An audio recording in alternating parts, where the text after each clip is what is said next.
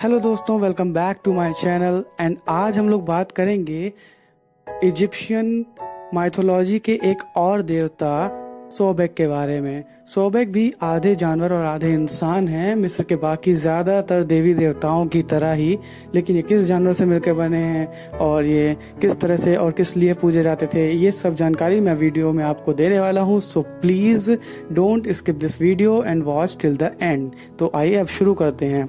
सोबेक भी मिस्र के ज़्यादातर देवी देवताओं की तरह ही आधे जानवर और आधे इंसान माने जाते हैं। इनका सर एक नाइल क्रोकोडाइल का है और शरीर एक इंसान का है।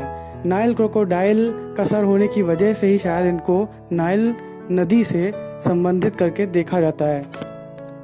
पुराने ज़माने में एंशियंट इजिप्ट के लोग सोबेक की पूजा इसलिए करते थे ताकि उनकी ज़मीनें उपजाऊ बनी रहें और नील नदी के खतरों से उनकी जान बची रहे।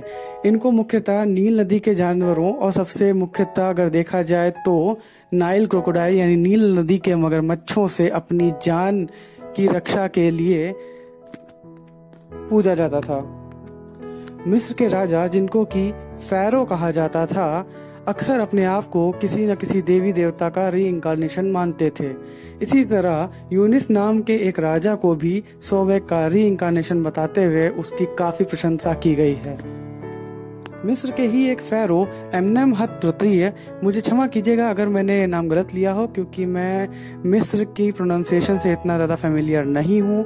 तो एमनेमहत तृतीय जो थे, उन्होंने सोबेक के सम्मान में कई सारे स्कल्पचर्स बनवाए।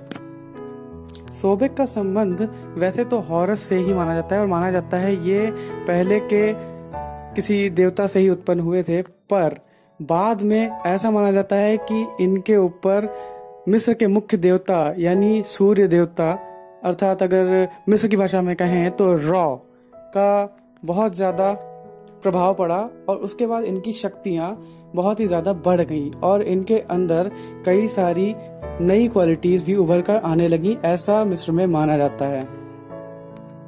मिस्र में जैसा कि हम सब जानते हैं कि पिक्टोग्राफ यानी कि चित्रों की भाषा चलती थी, तो उसमें कई बार राजाओं को सोबेक के रूप में दिखाया गया है, जिससे कि राजा अपने आप को सर्वशक्तिमान या किसी देवता के समान शक्तिमान दिखाने का प्रयास करते थे और पुराने मिस्र में यही चलन था।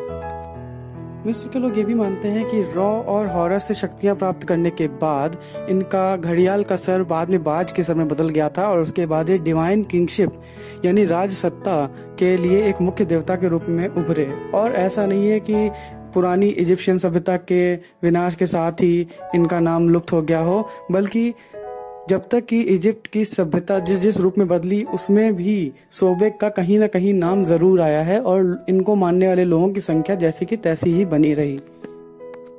यहाँ तक कि बाद में रोमन इजिप्ट के समय में भी काफी जगहों पर इनके स्कल्पचर्स पाए गए हैं और ये भी माना जाता रहा है कि उस समय भी इनको मानने वाले लोग मौजूद थे।